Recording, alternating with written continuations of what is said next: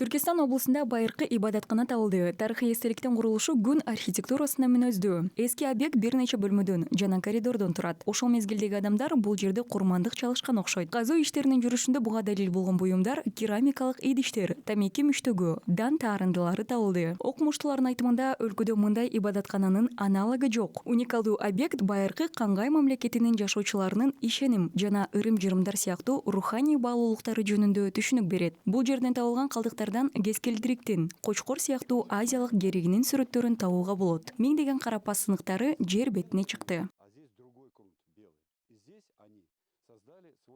Мы здесь фиксируем одно из древнейших и пока малопонятных обрядовых действий. Биз мында азыркыга чейин жакшы түшүнүксүз болжолдуу эң байыркы курмандык чалуу ырым-жырымына күбө болдук. Башкача айтканда, бул жерде шыпта, дан майдалагычтар, тегирмендер жана ар кандай керамикалык буюмдар сыяктуу ар кандай айыл чарба шаймандары чачылган. Мындай нерселер көп. Мындай курмандык мол түшүмгө кам көрүүдө жасалат деп ойлойбуз. С древнейшим тоже культом уничтожение во благо приумножения. Археологдор ибадаткананын жанында жүздөгөн дөбөлөр менен некрополис табышкан. Бул жерде үй-бүлө мүчөлөрү жана аларга таандык жасалгалар жана ашкана шаймандары чогуу көмүлгөн. Башкача айтканда, бул байыркы адамдар кылымдар бою өз ишениминин урматына сыйынган бирдиктүү комплекс.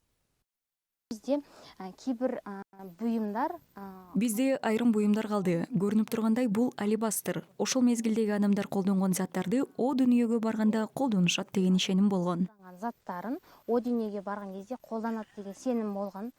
Археологдордун айтымында, бул аймакта изилдөө иштери бир нече жылга созулат. Ал эми Кангай мамлекетинин мезгилиндеги экспонаттарды, ибадаткана комплекси жана көмүлгөн жайлар Казакстан илими үчүн чоң жетишкендик болуп саналат. Бардык табылган экспонаттар Казакстан Республикасынын Борбордук мамлекеттик музейине өткөрүлүп берилет.